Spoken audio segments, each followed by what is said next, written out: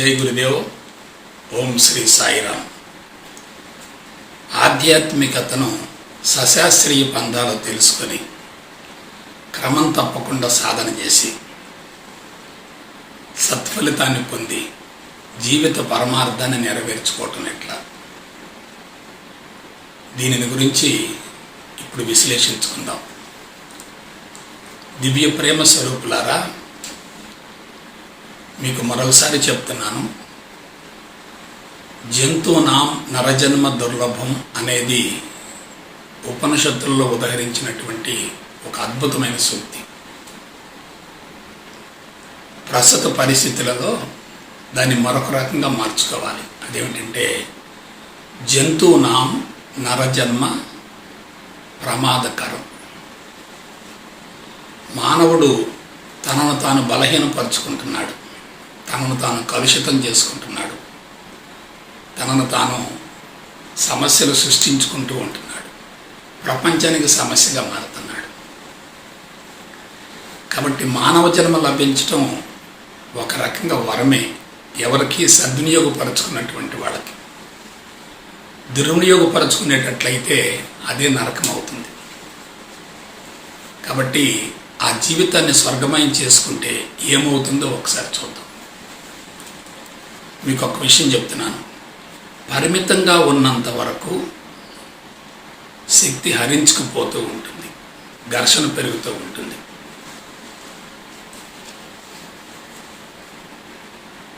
పరిధులు కరిగించుకున్నాం అనుకోండి, అనంతంగా విస్తరిస్తూ ఉంటుంది. పరిధులు కరిగించుకుంటే అనంతంగా విస్తరిస్తూ ఉంటుంది. ప్రస్తుతం మానవులంతా ఎలా ఉన్నారు? బంధాలను పెంచుకొని, పరిధులు నిర్మించుకొని, సొంత ప్రపంచంలో ఇరుక్కొని, దాని నుంచి బయటపడలేక, బయట ప్రపంచం లోపలకు స్వీకరించలేక ఘర్షణ పడుతున్నారు. మీకు ఒక సీక్రెట్ చెప్తాను. There is no boundary for the power of the human mind. There is no boundary for the power of the human mind. మానవుడి యొక్క మేధస్సుకు పరిధి కానీ పరిమితి కానీ ఉండవు. అది ఒక అనంతమైనటువంటి విశ్వపు గ్రంథాలయం. It is the infinite library of the universe. No knowledge comes from outside, everything is within it. బయట నుంచి మనం ఎటువంటి సమాచారం పొందవలసిన అవసరం లేనే లేదు, అంత లోపలే ఉంటుంది. మీకు ఒక విషయం చెప్తున్నాను. మనం సూక్ష్మత్వానికి వెళ్ళే కొద్దీ అందరి గురించి, అన్నిటిని గురించి అతి సులభంగా తెలుసుకోగలుగుతాం. మనం పరిమితంగా ఉండి బౌండరీస్లో ఉంటే మన గురించి మనం తెలుసుకోలేం, వేరే వాళ్ళ గురించి కూడా మనం తెలుసుకోలేం. ఇది ఆధ్యాత్మికతలో ఉన్న కీలకమైన అంశం. అటువంటి విశిష్టమైన, మహోన్నతమైన, కళాత్మక జీవన విధానాన్ని గనక మనం అందుకోగలిగితే మనకు కలిగే ప్రయోజనం ఏమిటి? మనం 3 భయాలను జయించవచ్చు. ఒకటి ఆర్థిక భయం, 2 రుగ్మత భయం, 3 మరణ భయం. ఇప్పుడు ప్రపంచం మొత్తం ఈ 3 భయాలతో వణికిపోతుందో మీరు గమనించండి. ప్రతి మానవుడి యొక్క జీవితంలో కూడా ఈ 3 అంశాలు కీలక పాత్ర పోషిస్తున్నాయి. మానవుడు పుట్టుకను హర్షిస్తూ ఉంటాడు, మరణాన్ని వ్యతిరేకిస్తూ ఉంటాడు. బర్త్డే పార్టీ బాగా జరుపుకుంటాడు, కానీ కర్మకాండకు వచ్చేసరికి విచారగ్రస్తుడై ఉంటాడు. దానికి మూల కారణం ఏంటి? మరణాన్ని వ్యతిరేకిస్తూ ఉన్నాడు. అటువంటి మరణం సంభవించడానికి మూల కారణం ఏంటి? రుగ్మతలు, శారీరక రుగ్మతలు. అటువంటి శారీరక రుగ్మతలు సంభవించడానికి మూల కారణం ఏమిటి? మానసిక ఒత్తిడి. మీకు ఒక విషయం చెప్తున్నాను. ఎవరైతే ఆధ్యాత్మిక మార్గంలో జీవించకుండా ప్రాపంచిక విషయాల నిమగ్నమైపోతూ ఉంటారో, ప్రాపంచిక విషయాల్లో పూర్తిగా నిమగ్నం అవుతూ ఉంటారో, వాళ్ళు మానసిక ఒత్తిళ్లను పెంచుకుంటారు. అది కీర్తికాంక్ష కావచ్చు, గుర్తింపు కాంక్ష కావచ్చు, అధికార కాంక్ష కావచ్చు, ధనకాంక్ష కావచ్చు, వాటెవర్ ఇట్ మే బి. ఇప్పుడు మేధావులు మొత్తాన్ని మీరు గమనించండి. వాళ్ళు ఆర్థిక భయంతో, రుగ్మత భయంతో, మరణ భయంతో విలవిల్లాడిపోతున్నారు. ఇప్పుడు ఒక మాట చెప్పండి, మీరు మరణ భయాన్ని జయించగలిగితే విశ్వాన్ని జయించినట్లే. మరణ భయంలో ఇరుక్కుంటే మీరు మానసిక ఒత్తిడిని తప్పనిసరిగా అనుభవిస్తారు. కాబట్టి మానవ జీవిత ప్రధానమైనటువంటి అంశం ఏమిటంటే, సంకల్పం ఏమిటంటే మరణాన్ని జయించగలగటమే. అటువంటి మరణాన్ని జయించాలంటే జన్మ జన్మలుగా నిలవున్నటువంటి సంస్కారాల మోతాదుని సమూలంగా దగ్ధం చేయగలగాలి. మనకి ప్రారంధ కర్మలు తొందరగా పోతాయి, కానీ సంచిత కర్మలు పోవు తొందరగా. ఆ సంచిత ప్రారంధ కర్మల్ని సమూలంగా తొలగించుకోగలిగితే, సంచిత ప్రారంధ కర్మల్ని సమూలంగా తొలగించుకోగలిగితే అంతరంగం పూర్తిగా సిద్ధవుతుంది. అంతరంగం పూర్తిగా సిద్ధవుతుంది. నెక్స్ట్, ఎవరైతే ఆధ్యాత్మిక మార్గంలోకి ప్రవేశించి ఆధ్యాత్మికతను గురించి శాస్త్రీయ పందాలు తెలుసుకొని క్రమం తప్పకుండా సాధన చేస్తూ ఉంటారో వాళ్ళ మొట్టమొదటి వచ్చేటటువంటి మార్పు ఏంటంటే, అంతకుముందు జీవితంలో అతన్ని కష్టపెట్టిన వాళ్ళు, నష్టపెట్టిన వాళ్ళు, బాధ పెట్టిన వాళ్ళు, ఇబ్బంది పెట్టిన వాళ్ళు, మోసం చేసిన వాళ్ళు, అపకారం చేసిన వాళ్ళు, హింసించిన వాళ్ళు, దూషించిన వాళ్ళు, కొట్టిన వాళ్ళు, చంపబోయినటువంటి వాళ్ళ పట్ల వ్యతిరేక భావం తగ్గుతుంది, క్షమాగుణం పెరుగుతుంది. అది ఈ ప్రపంచం మొత్తంలో మహోన్నతమైన లక్షణం ఏంటంటే క్షమాగుణం. ఎప్పుడైతే శత్రువు అనుకున్న వ్యక్తిని నువ్వు క్షమించగలుగుతావో నీ అంతరంగంలో ఉన్న నెగటివ్ మొత్తం సమూలంగా దగ్ధమైపోతుంది. కాబట్టి కర్మ సిద్ధాంతాన్ని గురించి, కర్మ రహస్యాన్ని గురించి బాగా తెలుసుకొని వ్యతిరేకతను అనుకూలంగా మార్చుకునే దిశలో క్షమాగుణం పెరుగుతుంది.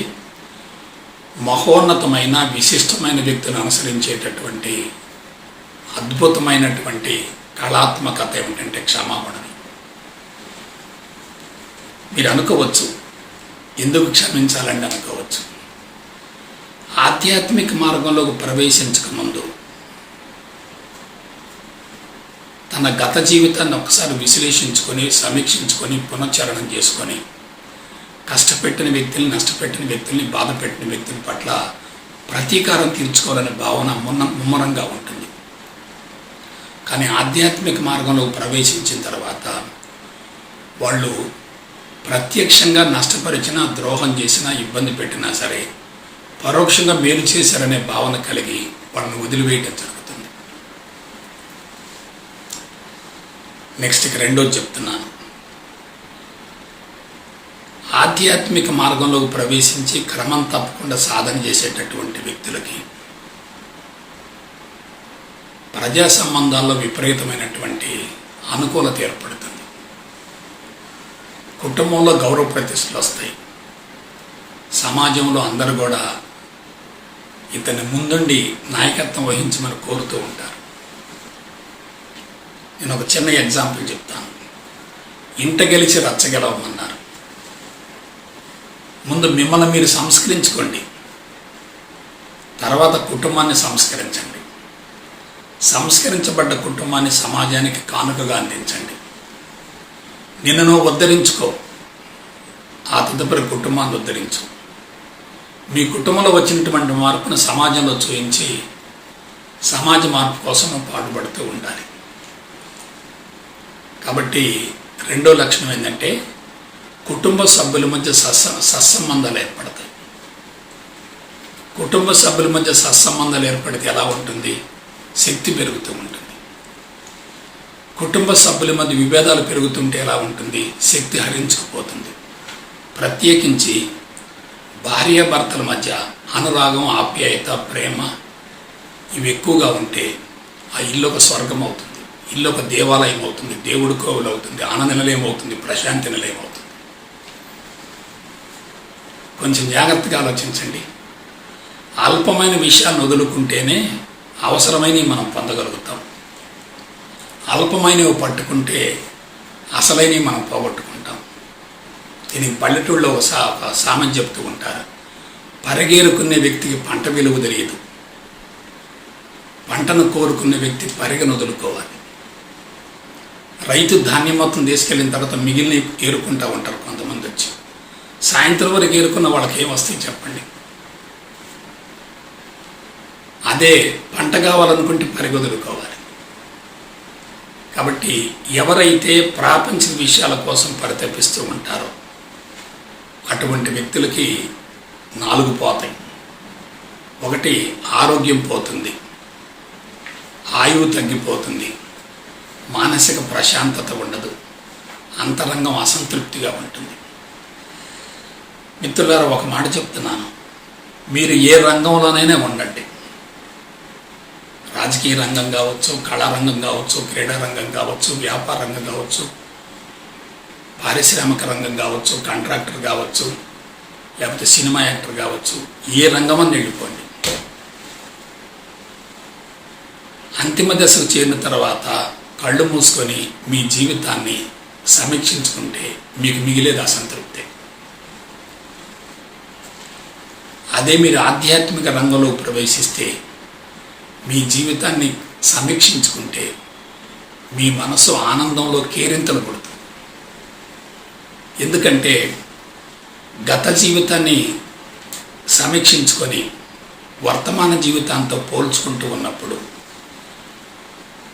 ఆరోగ్యం వస్తుంది, ఆయువు పెరుగుతుంది, మానసిక ప్రశాంతత వస్తుంది, ఆనందం వస్తుంది. అన్నిటిని మించి మరణాన్ని జయించవచ్చు. సో ఇప్పుడు చెప్పండి, ఈ ప్రపంచంలో ఆధ్యాత్మికవేత్తను మించినటువంటి మహోన్నత వ్యక్తి మరొకరున్నారు. ఆధ్యాత్మిక రంగంలో ఉండకుండా మీరు ఏ రంగంలో ఉన్నా మీకు గుర్తింపు రావచ్చు, కీర్తి ప్రతిష్టలు రావచ్చు, అధికారం రావచ్చు, ధనకాంక్ష రావచ్చు, మరొకటి రావచ్చు, కానీ మీకు అసలైంది రాదుగా. అసలైంది ఏమిటి? ఆనందం, తృప్తి కానీ, అనుభూతి కానీ, సంతోషం కానీ, సుఖం కానీ, సౌకర్యం కానీ, విలాసం కానీ, వినోదం కానీ, శృంగారం కానీ, ఇవన్నీ కూడా ఆనందం మాత్రం కాదు. ఇవి ఆనందంలాగా భ్రమింపజేస్తాయి, తాత్కాలికమైన తృప్తినిస్తాయి, మరలా తిరిగి అసంతృప్తిని పెంచుతూ ఉంటాయి. కానీ ఆనందం అది కాదు. ఆనందంగా జీవించే వ్యక్తి ముఖం ప్రశాంతంగా ఉంటుంది, ప్రసన్నంగా ఉంటుంది, అంతరంగం నిండు కొండ మాదిరిగా ఉంటుంది. ఇప్పుడు చెప్పండి, మీకు ఆనందం కావాలా, అసంతృప్తి కావాలా? ప్రశాంతత కావాలా, అశాంతి కావాలా? పరిపూర్ణ జీవితం కావాలా, పరిమితమైనటువంటి జీవితం కావాలా? సంపూర్ణ ఆరోగ్యం కావాలా, రుగ్మతలతో బాధపడాలా? ఇంకొక విషయం చెప్తున్నాను, ఇది చాలా ఇంపార్టెంట్. చాలామంది ఆధ్యాత్మిక మార్గంలో ప్రవేశించి సాధన చేసుకుంటూ ఉండి కూడా కొందరికి జబ్బులు పోవు, కానీ మానసికంగా ప్రశాంతంగా కనపడతారు. కొంతమందికి జబ్బులు పోవు, మానసికంగా కొంత ప్రశాంతత కనపడతారు. దానికి మూల కారణం ఏంటంటే ఉపరితలంలో మార్పు వచ్చింది, కానీ జన్యు నిర్మాణంలో మార్పు రాలే, జెనెటిక్ స్ట్రక్చర్లో మార్పు రాలే, సంచిత కర్మలు పూర్తిగా తొలగిపోవాలి. దీనికి నేను మీకు ఇచ్చే సలహా ఏమిటంటే మీరు ఆధ్యాత్మికతకు ఎక్కువ ప్రాధాన్యతనివ్వండి, మిగతా అంశాలకు తక్కువ ప్రాధాన్యతనివ్వండి. కారణం ఏమిటంటే మీరు సూక్ష్మత్వానికి వెళ్ళే కొద్దీ వ్యతిరేకంగా, ప్రతికూలంగా ఉన్నటువంటి వాతావరణం మొత్తం కూడా మీకు అనుకూలంగా మారుతుంది. ఎందుకు? అప్పుడు మీరు భౌతికంగా చేసేవాళ్ళు, మాటల ద్వారా ఇతరులను ఆకట్టుకుంటూ ఉండేవాళ్ళు, మనసు పరిధిలో చేస్తూ ఉండేవాళ్ళు. కానీ ఇదంతా చాలా పరిమితమైంది. అదే మీరు ఆనందంలో జీవిస్తూ ఉంటే, ఆత్మస్థితికి వెళుతూ ఉంటే ఏమవుతుంది? అందరూ మీ వైపు చూస్తూ ఉంటారు. మీరు ప్రచారం కోసం వెళ్ళాల్సిన పని లేదు, ప్రపంచాన్ని జయించాలని తపన ఉండకూడదు. మీ అంతరంగాన్ని జయించగలిగితే చాలు. If you canker your mind, you can canker others. If you control your self, you can control others. ఇంకొక మాట చెప్తున్నాను, జాగ్రత్తగానండి. ఆధ్యాత్మికంగా పరిణతి చెందినటువంటి వ్యక్తిని మనం ఎలా గుర్తించవచ్చు అంటే, ఎంత ధనరాశులు తన ముందు ఉన్నప్పటికీ వాటికి ఎటువంటి ప్రాధాన్యత ఇవ్వడు. బాగా గుర్తుపెట్టుకోండి. ఒక సంస్థ అధినేత కావచ్చు, గురువు కావచ్చు, స్వామీజీ కావచ్చు, బాబా కావచ్చు, భౌతికపరమైన విస్తరణ కోసం అతను పరితపిస్తున్నాడంటే అతని ఆధ్యాత్మిక పరిణతి మీద దృష్టి లేదని గుర్తుపెట్టుకోండి.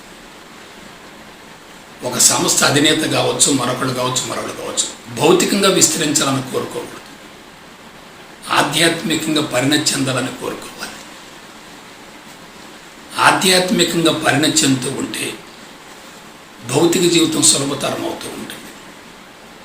ఆధ్యాత్మికంగా పరిణతి చెందకుండా దృష్టి అంతా భౌతిక విస్తరణ మీద కనుక పెట్టేటట్లయితే ఆధ్యాత్మిక పరిణతి కుంటుపడుతుంది. మీకు ఒక మాట చెప్తున్నాను, సంస్థ ఇంటర్నేషనల్ కావాలని చెప్పి ఆలోచించకూడదు, నీవు యూనివర్సల్ కావాలని ఆలోచించాలి.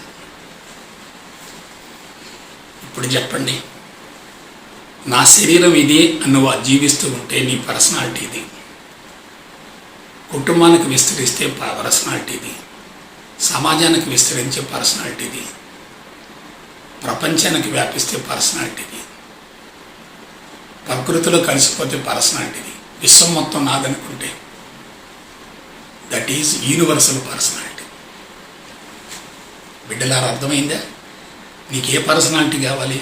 ఫిజికల్ పర్సనాలిటీ కాదు, సైకలాజికల్ పర్సనాలిటీ కాదు, ఇంటలెక్చువల్ పర్సనాలిటీ కాదు, ఫిలసాఫికల్ పర్సనాలిటీ కాదు, స్పిరిచువల్ పర్సనాలిటీ కావాలి. ఊహించుకో. ఇంకొక విషయం చెప్తున్నా, జాగ్రత్తగానండి. ఆధ్యాత్మికంగా పరిణతి చెందిన వ్యక్తి దేనిని కోరుకోడు, దేని కొరకు ఆరాటపడడు.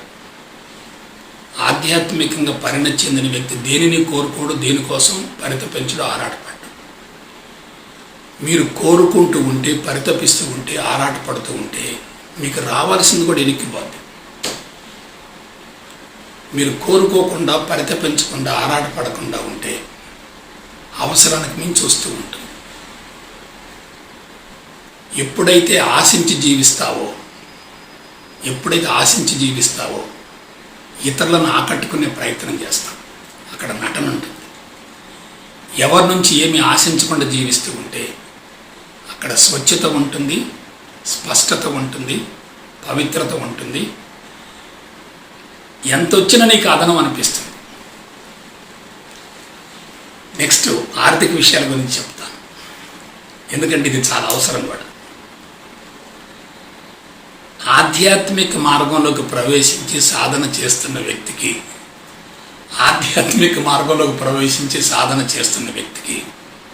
అసలు ఆర్థిక కొరత ఉండదు.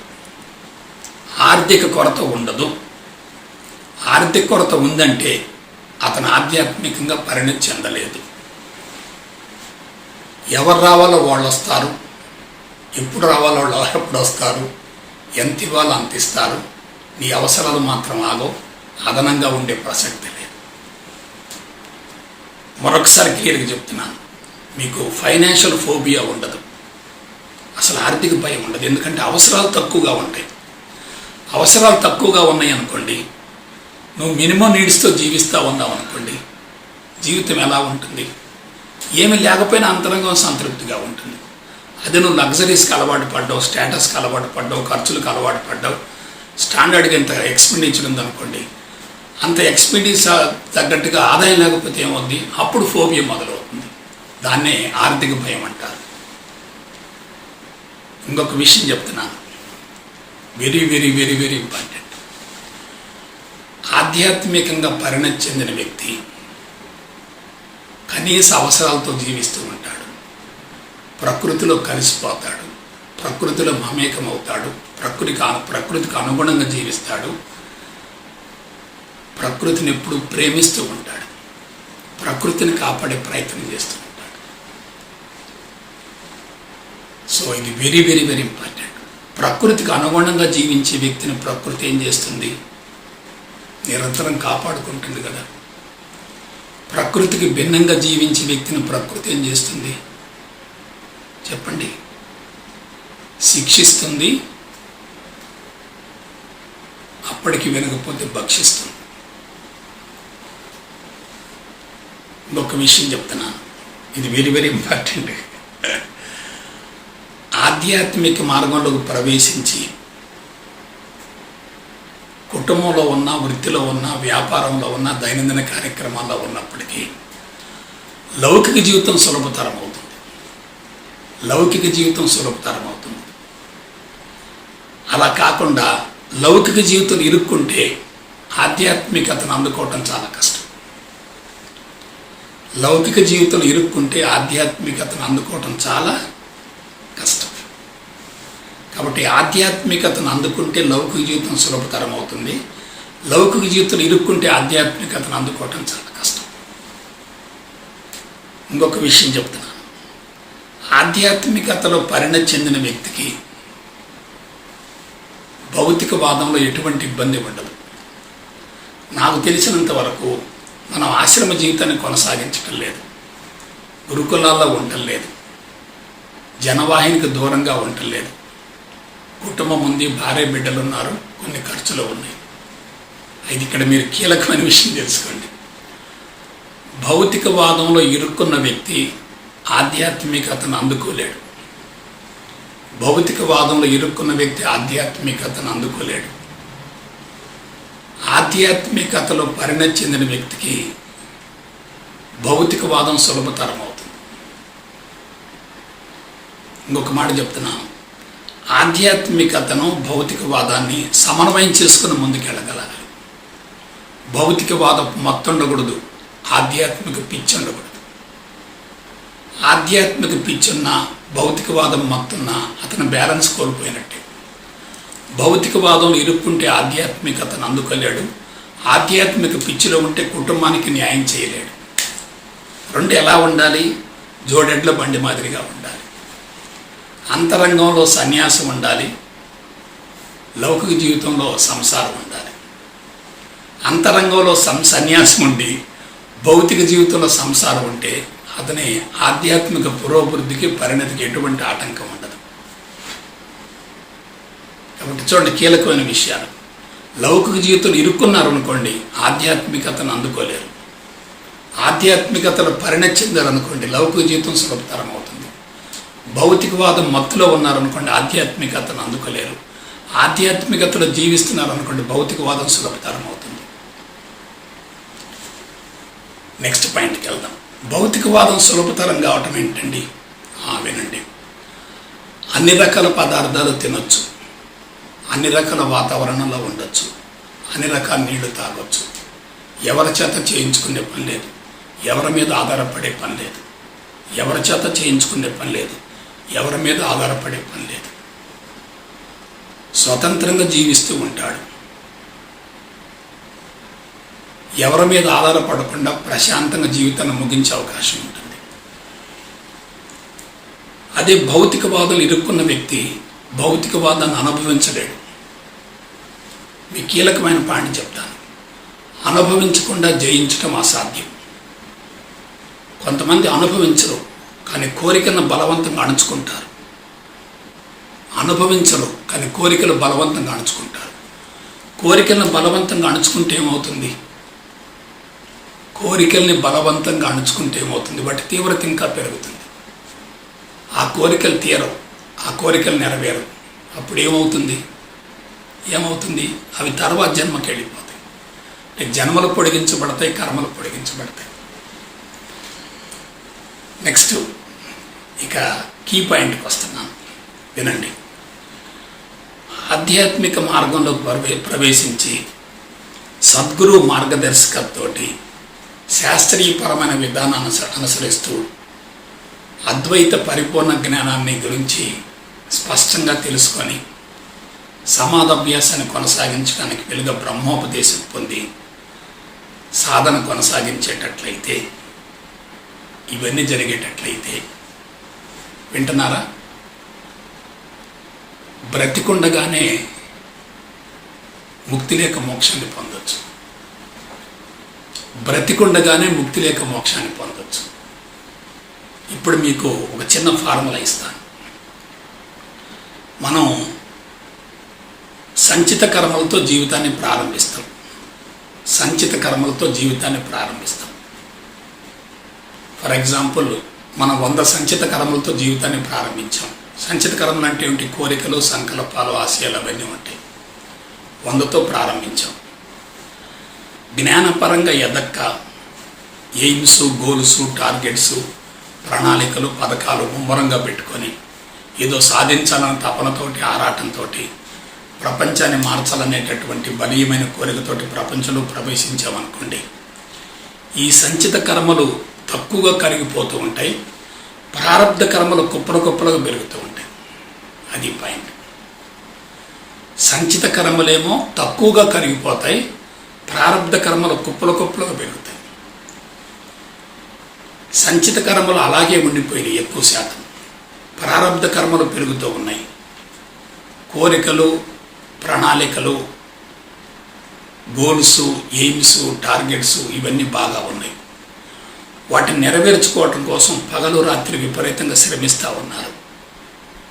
నిద్రపోవటం లేదు. ఎందుకంటే రోజుకి 24 గంటల సమయం సరిపోదు, 30 రోజుల నెల సరిపోదు, 365 రోజుల జీవితకాలం, సంవత్సరం కూడా సరిపోదు, జీవితకాలం కూడా సరిపోదు. ప్రణాళికలు ఎక్కువగా ఉన్నాయి, జీవితం తక్కువగా ఉంది. అప్పుడు ఒత్తిడి ఏమవుతుంది?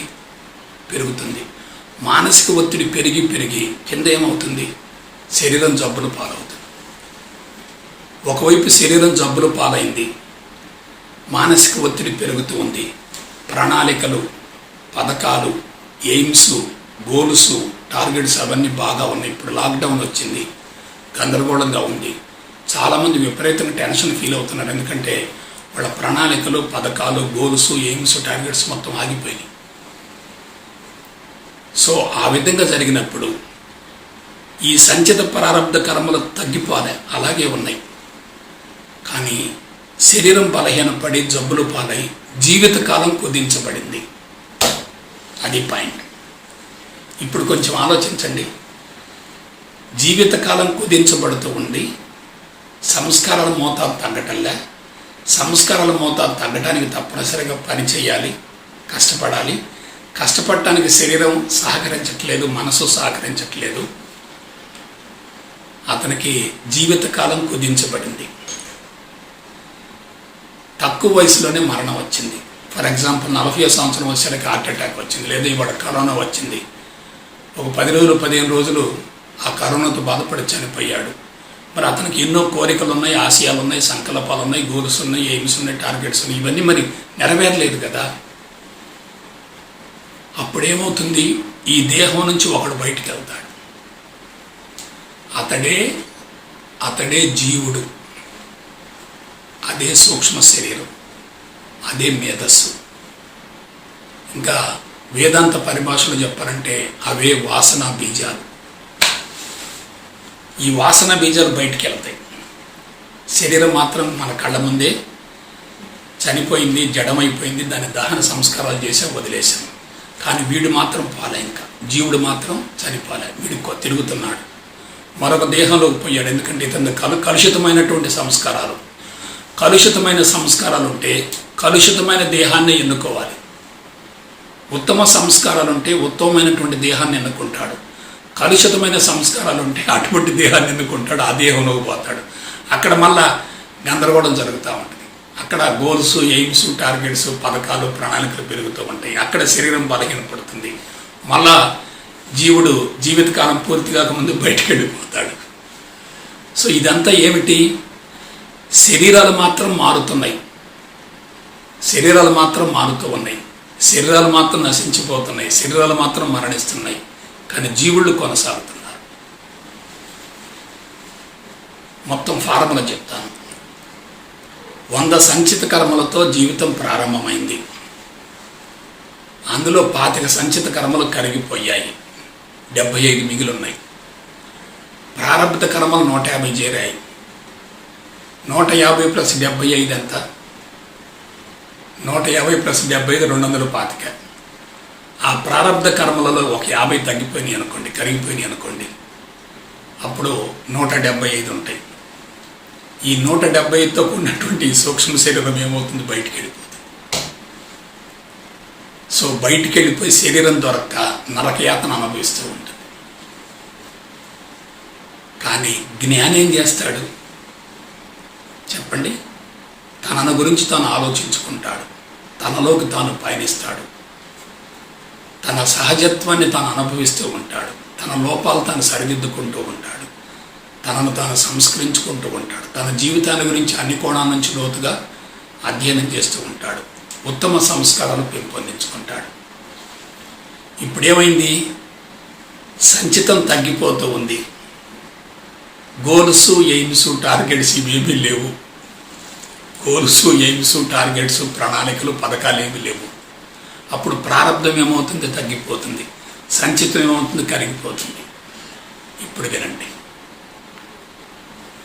ఇతను పరిపూర్ణ జ్ఞానంతో, జ్ఞానోదయంతో బ్రతికి ఉండగానే సంస్కారాలు మొత్తాన్ని కరిగించుకుంటాడు. బ్రతికి ఉండగానే సంస్కారాలు మొత్తం కరిగించుకుంటాడు. సో అప్పుడు ఎవరు చనిపోతారు? శరీరం చనిపోలే. మరి ఎవరు చనిపోయారు? జీవుడు చనిపోయాడు. శరీరం చనిపోలే, జీవుడు చనిపోయాడు. దాన్ని ఏమంటారు తెలుసా? జీవనముక్తి అంటాడు. జీవనముక్తి అంటారు. శరీరం చనిపోతే దేహ విముక్తి అవుతుంది, జీవుడు చనిపోతే జీవనముక్తి అవుతుంది. ఇంకొక మాటలో చెప్పాలంటే జీవభావాన్ని కరిగించుకొని బ్రతికుండగానే ముక్తిని పొందటమే జీవనముక్తి అంటే. జీవభావాన్ని కరిగించుకొని బ్రతికుండగానే ముక్తిని పొందటమే జీవనముక్తి అంటే. ఇతని పరిస్థితి ఎలా ఉంటుందంటే లోపల మొత్తం క్లీన్గా ఉంది, సంస్కారాలు లేవు, సంపూర్ణ స్వేచ్ఛతో ఉన్నాడు, ఫ్రీ మైండ్తో ఉన్నాడు. ఇంకొక మాట చెప్పాలంటే ట్యాంకీలో ఉన్న నీళ్లు మొత్తం కారిపోయినాయి, అదనంగా నీళ్లు పడలే, ఇంకా ట్యాంకీ మొత్తం ఖాళీ. ఇప్పుడు ఒక మాట చెప్పండి,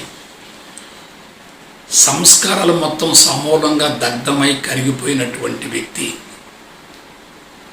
సంపూర్ణ స్వేచ్ఛలో జీవించేటటువంటి వ్యక్తి, విశ్వవ్యాప్త భావంతో జీవించేటటువంటి వ్యక్తి, అసలు శరీరమే లేదనే భావంతో జీవించేటటువంటి వ్యక్తి, విశ్వమే నా శరీరం అనే భావంతో జీవించేటటువంటి వ్యక్తి ఎలా ఉంటాడు?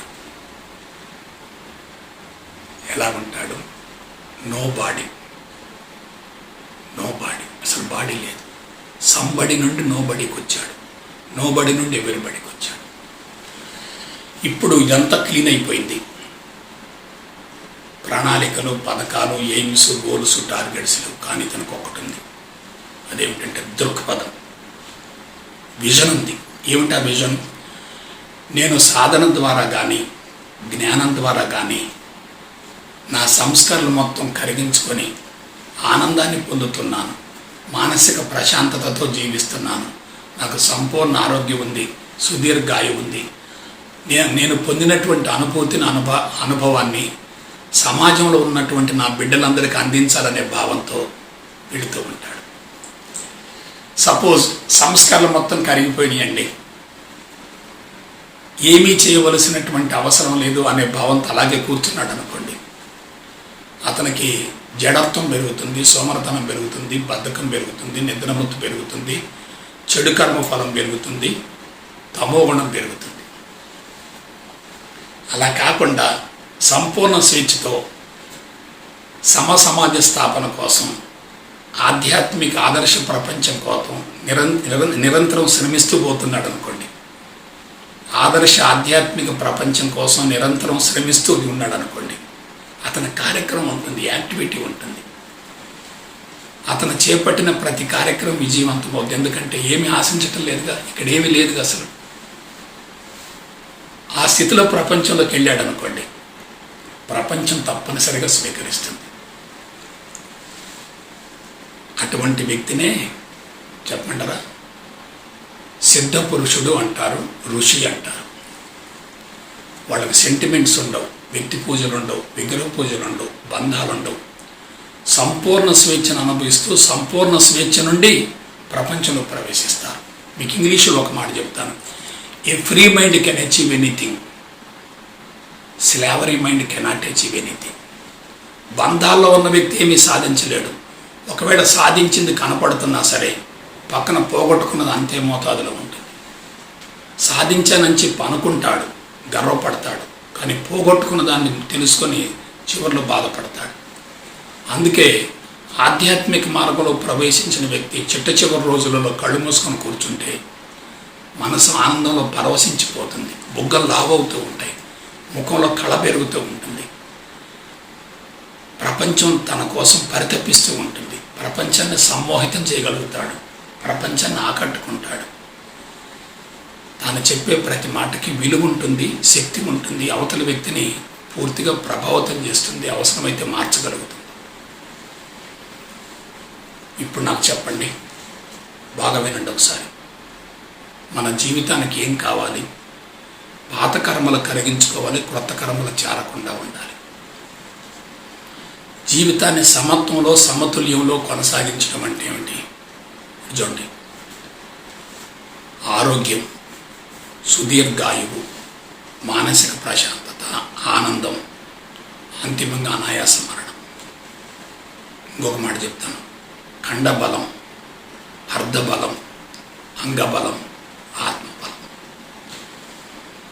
ఖండబలం, అర్ధబలం, అంగబలం, ఆత్మబలం. బాడీ ఎక్సలెంట్గా ఉండాలి. చనిపోయే రోజు వరకు డిసీజ్ ఉండకూడదు. ఉంటే అతనికి అంతరంగ శుద్ధి జరగలేదు. ఆర్థిక పరమైన ఇబ్బందులు ఉండకూడదు. ఉంటే అతనిలో స్వార్థం ఉంది, అహంకారం ఉంది.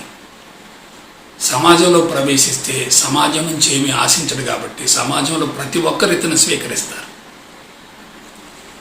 కాబట్టి ఖండబలం, అర్ధబలం, అంగబలం. నాలుగోది ఏంటి? ఆత్మబలం. బిడ్డలారా, ఆధ్యాత్మిక మార్గం అనేది ఋషులు మనకిచ్చిన వరప్రసాదం. అది భారతీయులకే అటువంటి అవకాశం, అదృష్టం ఉంది. కాబట్టి మనం ఆధ్యాత్మిక మార్గాన్ని గురించి శాస్త్రీయ పంథాలు తెలుసుకొని క్రమం తప్పకుండా సాధన చేయగలిగితే జీవిత పరమార్థం 100% నెరవేరుతుంది. మీరందరూ ఆ దిశగా పయనించి మీ జీవితాలను సార్థకం చేసుకోవాలని మనసా వాచ కర్మణ కోరుకుంటూ సెలవు తీసుకుంటాను. జై గురుదేవ్, జై గురుదేవ్, జై గురుదేవ్.